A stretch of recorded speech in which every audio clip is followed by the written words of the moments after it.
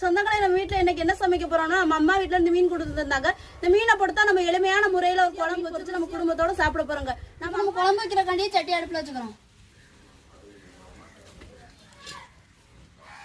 சட்டி காஞ்சிருச்சு, எண்ணெய் ஊத்திக்கிறோம். நம்மளுக்கு என்ன சூடாயிருச்சு, கடுகு உளுந்து போட்டுக்கணும். கருவேப்பிலை போட்டுக்கிறோம். பெரிய வெங்காயம் சேர்த்துக்கிறோம். பச்சைக்காய் சேர்த்துக்கிறோம். வெட்டி வச்ச தக்காளியும் சேர்த்துக்கிறோம். இதோட குழம்பு மசாலா சேர்த்துக்கிறோம். இப்போ நமக்கு அரைச்சி வச்ச புளியை சேர்த்துக்கிறோம். நமக்கு நல்லாவே குழம்பு கொதிச்சு வந்துருச்சு. மீனை போட்டுக்கிறோம்.